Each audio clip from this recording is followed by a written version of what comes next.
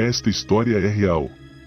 Nomes e lugares foram alterados para preservar as suas identidades. Meu nome é Josh, tenho 20 anos e sou de New Hampshire, moro a cerca de 30 minutos de Manchester. No inverno mais rigoroso da região, minha vida parecia um labirinto sem saída. Havia acabado de terminar um relacionamento de 2 anos. Como se não bastasse, perdi meu avô materno, um homem que era mais do que um parente, era meu amigo e confidente. Minha avó, uma mulher de fé inabalável, tentava me consolar. Ela me levou à igreja com a esperança de que minha dor encontrasse alívio na fé. Mas, na verdade, eu ia mais para apoiá-la, pois sabia o quanto ela sofria com a perda do companheiro de toda a vida. Admirava sua serenidade, uma paz rara que apenas aqueles verdadeiramente crentes conseguem carregar. Foi em um desses cultos que vi Keila pela primeira vez. Assim que nossos olhos se encontraram, meu coração disparou. Era como se algo invisível nos conectasse. Ela tinha longos cabelos negros e cacheados, olhos castanhos profundos, e um ar misterioso que me intrigava. Nunca tinha visto antes, o que era incomum em uma comunidade pequena como a nossa.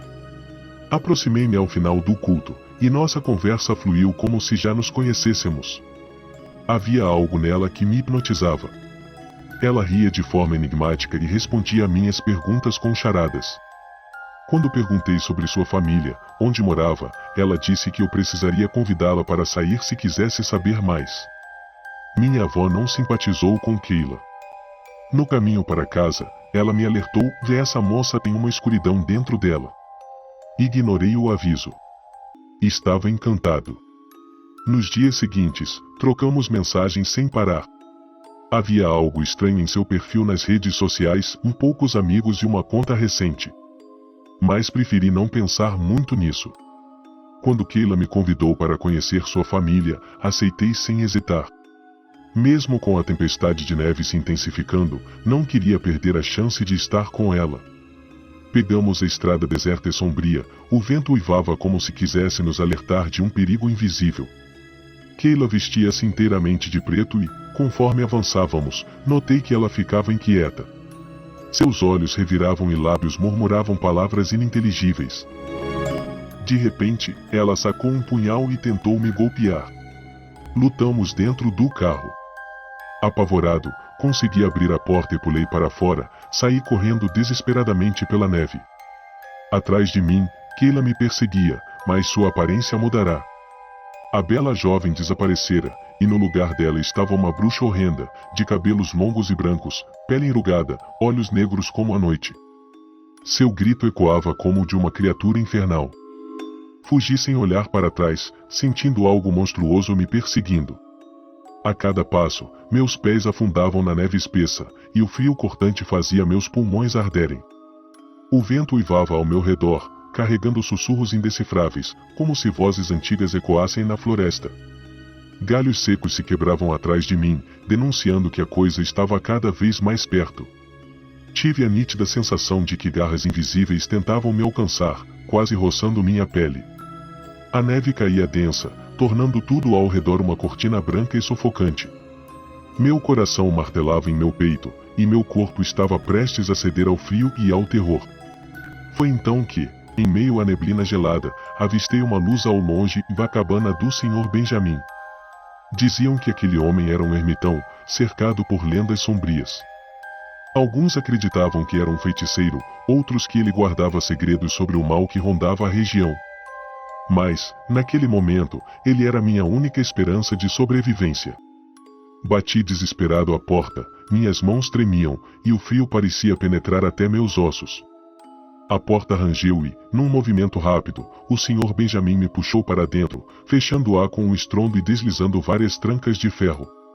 Ele não parecia surpreso, apenas sério e atento. Antes que eu pudesse recuperar o fôlego, um baque ensurdecedor fez a estrutura da cabana estremecer. Algo descomunal tentava arrombar a porta. Um rugido sobrenatural ecoou, como se várias vozes sibilassem em uníssono, em uma língua desconhecida e profana. As janelas vibravam, e o fogo da lareira tremeluzia como se estivesse prestes a se apagar.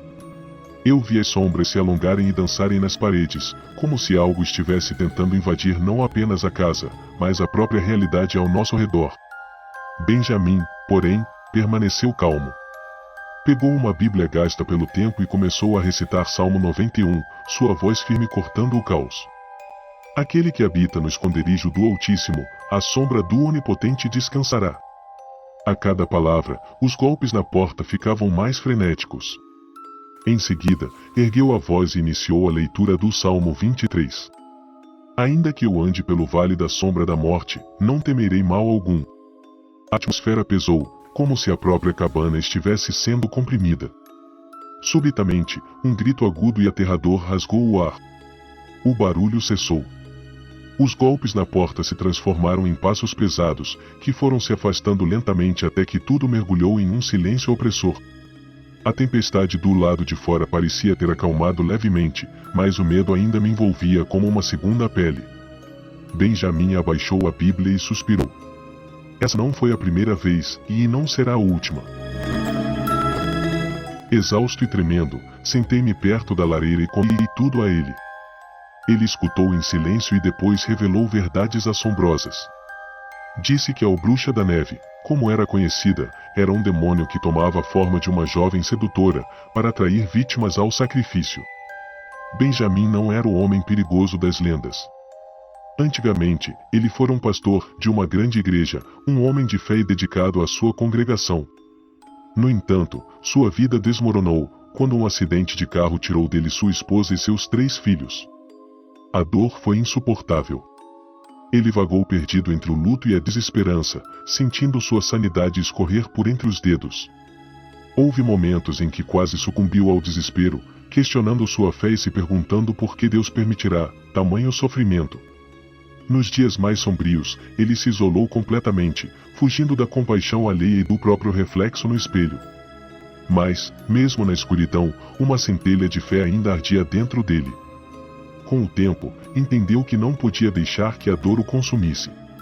Mudou-se para aquela região remota e, pouco a pouco, reconectou-se com sua fé.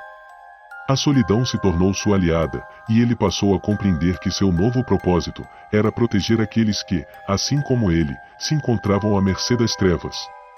Agora, sua missão era vigiar, proteger e guiar os desavisados que cruzavam o caminho daquela entidade maligna, usando sua fé como escudo, contra o mal que rondava aquela floresta. Fiquei na cabana até o amanhecer, pois, segundo Benjamim, nunca era seguro sair à noite, em tempos de lua cheia. Naquele momento de medo e pavor, ele me ajudou a me conectar com minha fé, de uma maneira que nunca imaginei ser possível. Enquanto o vento uivava lá fora e as sombras da noite pareciam sussurrar ameaças invisíveis, ele colocou a mão sobre meu ombro e, com olhos cheios de convicção, disse: "No poder das trevas só prevalece onde a luz não brilha. Mas aquele que crê no Senhor Jesus Cristo, está sob sua proteção." Então, Benjamim ergueu sua voz em oração, clamando pelo nome de Jesus Cristo com uma autoridade que fez o próprio ambiente ao nosso redor mudar. O medo opressor que me sufocava começou a dissipar-se como névoa ao sol. Senti algo dentro de mim se quebrar como se correntes invisíveis que me prendiam ao terror fossem desfeitas uma a uma. Pela primeira vez em muito tempo, senti paz em meio ao caos. Ali, naquela cabana humilde, testemunhei o verdadeiro poder da fé. Vi com meus próprios olhos como o nome do Senhor fazia as trevas recuarem. E, naquele instante, eu soube que jamais seria o mesmo. Quando finalmente voltei para casa, minha avó estava em oração desde a noite anterior. Ela soube, em seu coração, que algo terrível havia acontecido. Nunca mais ouvi falar de Keila, mas minha vida mudou para sempre. Nunca mais dirigi sozinho por aquelas estradas desertas no inverno. E, depois de ter encarado as trevas de perto, minha fé se fortaleceu. Hoje, sou casado com uma mulher temente a Deus e tenho 2 filhos. Sei que o mal existe, mas também sei que apenas a luz divina pode nos proteger das forças obscuras que rondam o mundo. E, em cada inverno rigoroso, quando a tempestade de neve cobre a região, não consigo evitar um arrepio ao lembrar da noite em que vi a verdadeira face da Bruxa da Neve, que na verdade era um tipo de demônio. Um aviso: o mal tem muitas faces. Cuidado com relacionamentos que encantam os seus sentidos, isto não provém de Deus. As coisas e sentimentos, quando são de Deus, traz calma e paz ao coração. Sempre desconfie de sentimentos e pessoas que entorpecem os sentidos. Se você está gostando do canal, se inscreva, curte e compartilha.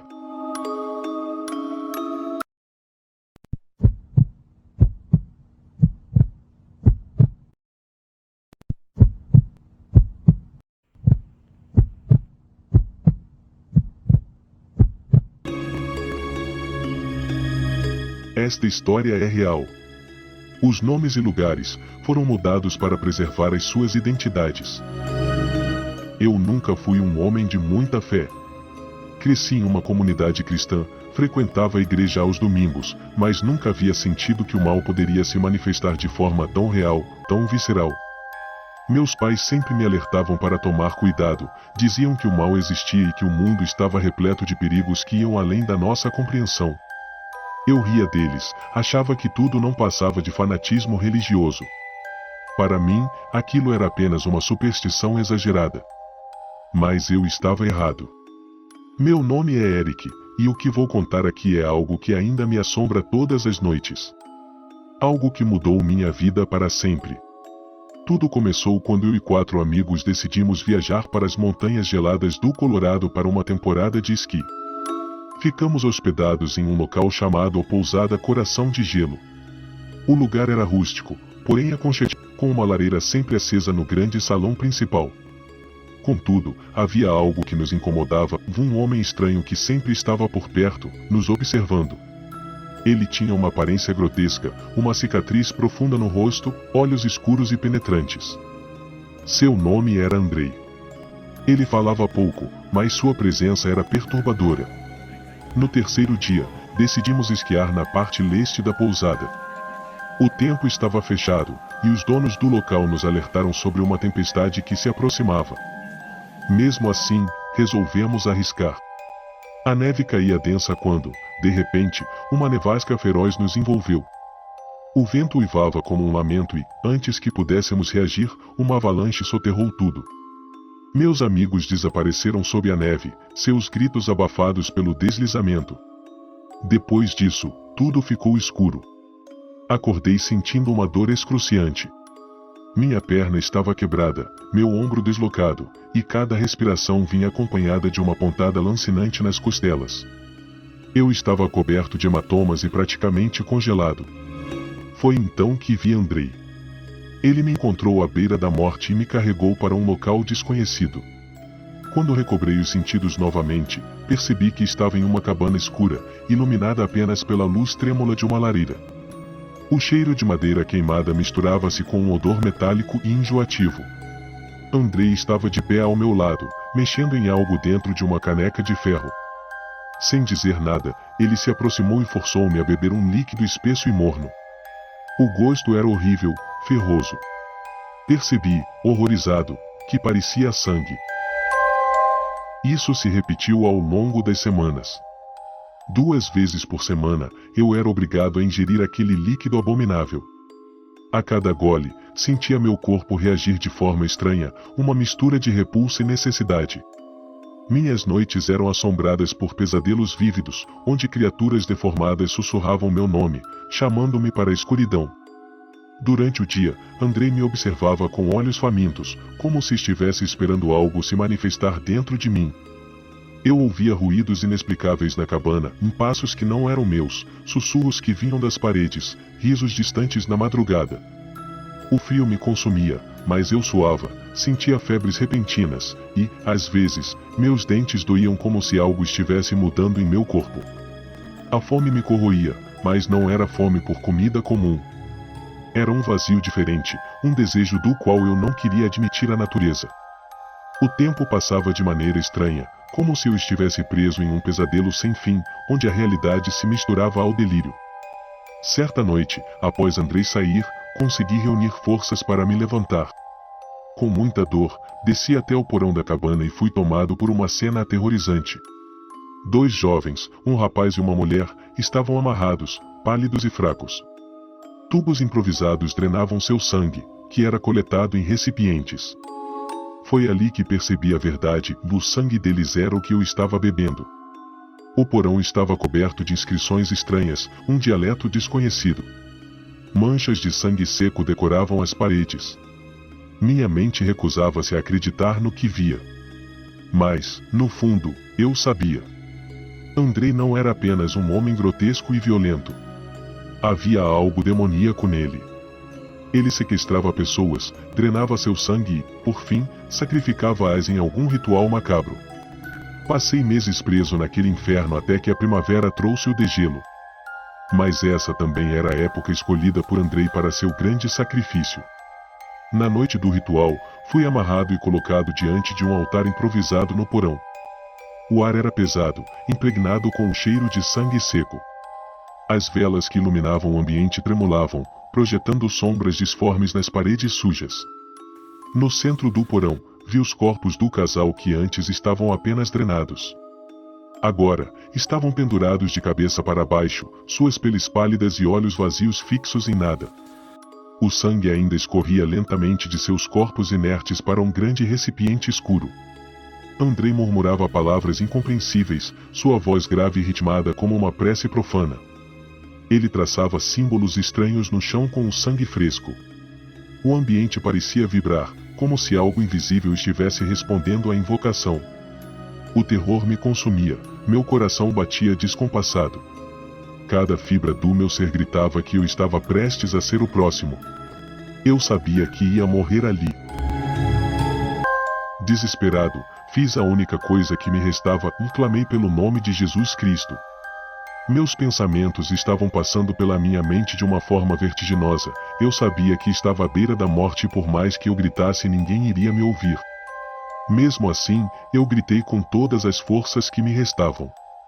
Gritava e orava com toda a minha alma, implorando por socorro divino. Eu gritava, o sangue de Jesus tem poder, o sangue de Jesus tem poder e gritava mais alto, o sangue de Jesus tem poder e a cabana pareceu estremecer, e Andrei começou a revirar os olhos, caiu no chão, como se estivesse tendo convulsões. De repente ele soltou um grito gutural e ficou como morto, esticado no chão, com os braços para trás. O ambiente ficou em silêncio absoluto. Com muita dificuldade eu consegui soltar uma das mãos. Na verdade, não sei como explicar o afrouxamento daquelas cordas, foi algo sobrenatural e eu sabia que era o socorro divino. Antes os amarrilhos que me prendiam os pés e tornozelos eram fortes que me cortavam a circulação e depois de clamar por Jesus, estavam totalmente frouxos. Eu não fiquei tentando entender o que me soltou, apenas agradeci a Deus e agi. Aproveitei a oportunidade e fugi. Caminhei por longas horas, vagando pela floresta, orando sem parar. Eu não olhava para trás, com um medo terrível, de que aquele homem mau me achasse. Eu já não conseguia mais caminhar e clamei por ajuda, e comecei a sentir como se tivesse recobrado novamente as minhas forças. Continuei. Eu não sabia para onde estava indo, mas dentro de mim havia uma certeza da direção que eu deveria ir. Até que, exausto e à beira do colapso, encontrei uma estrada deserta e, pouco depois, uma patrulha florestal me resgatou. Eu chorava desesperado, com um terror profundo de que a qualquer momento Andrei iria me achar. No hospital, descobri que haviam se passado quase 6 meses, desde a avalanche. Ninguém conseguia explicar como eu sobrevivi por tanto tempo, sem alimento ou abrigo. Assim que me recuperei, tentei levar as autoridades até a cabana de Andrei, mas o que encontramos foi apenas uma construção velha e abandonada, sem sinais de vida há décadas. O casal desaparecido jamais foi encontrado. Na pousada, ninguém nunca havia ouvido falar de Andrei. Eu sabia que tudo aquilo era real. O que me aconteceu foi real. Mas ninguém da polícia acreditava em mim. Eu fui diagnosticado com transtorno pós-traumático. Eu estava sozinho com meus medos, até que contei o acontecido para os meus pais. Eles fizeram de tudo para tentar apagar aquele terror que eu vivi nas montanhas do Colorado. Nunca contei para a polícia sobre o sangue que Andrei me obrigou a ingerir. Como poderia? Quem acreditaria que fui alimentado com sangue humano por meses? Só de pensar nisso, sentia náuseas, tonturas. Desde então, nunca mais consegui comer carne. O simples cheiro de qualquer alimento de origem animal me fazia reviver aquele gosto metálico horrível em minha boca, trazendo uma onda de enjoo insuportável. Tornei-me vegetariano não por escolha, mas por uma necessidade visceral, como se meu corpo rejeitasse qualquer vestígio daquela experiência macabra. E, mesmo assim, o medo nunca me deixou completamente. Eu podia tentar esquecer, mas sabia que algo dentro de mim havia mudado para sempre. 5 anos se passaram. Casei-me, tive um filho, mas o terror nunca me abandonou. À noite, sentia presenças espreitando nas sombras. Mudei-me para o Novo México, fugindo do inverno, pois a neve me fazia reviver aquele horror. Nos meses em que estive desaparecido, minha família nunca desistiu de me encontrar. Apesar das buscas intensas, as equipes de resgate eventualmente perderam a esperança, acreditando que ninguém poderia sobreviver tanto tempo, naquela nevasca, sem abrigo e alimento. Mas minha família e amigos, todos cristãos fervorosos, nunca pararam de orar por mim. Eles organizaram vigílias, reuniam-se na igreja para clamar a Deus que me trouxesse de volta. Para eles, minha sobrevivência foi um verdadeiro milagre. Eu ainda sinto um grande pesar pela morte dos meus amigos, naquela tempestade. A culpa às vezes tenta me corroer, pelo fato de não termos escutado o alerta na pousada, sobre a tempestade que se aproximava. Mas, infelizmente éramos todos jovens e inconsequentes. Encontro algum conforto na fé, mas o medo sempre está ali, à espreita. Sei que escapei das mãos do mal personificado, mas às vezes me pergunto, será que estou realmente livre? E, às vezes, quando tudo está silencioso, ainda posso ouvir o vento uivando como naquela noite fatídica, como se algo estivesse me chamando de volta para as montanhas geladas do Colorado. Uma simples mudança na temperatura, um vento gelado passando pela minha pele, é suficiente para me lançar em um estado de pânico. As lembranças voltam com uma intensidade esmagadora, minha respiração se torna irregular, o suor frio escorre pela minha testa, e meu corpo inteiro estremece como se eu ainda estivesse naquela cabana maldita. Nesses momentos, a única coisa que me mantém estável mentalmente, são minhas orações. Clamo pelo nome de Jesus Cristo, com toda a minha força, e só então o peso opressor do medo e da culpa, começa a se dissipar. O poder do nome do Senhor tem a capacidade de expulsar todo o terror impregnado em minha alma. Com o tempo, aprendi a orar de forma constante, a fortalecer minha fé, e isso me permitiu levar uma vida praticamente normal. A lembrança daquele pesadelo está ficando mais distante, mas há algo que sei com absoluta certeza, o que me mantém longe das garras daquele mal da montanha é a fé inabalável no poder de Jesus Cristo. O mal nunca dorme e sempre está à espreita nos lugares em que você menos imagina.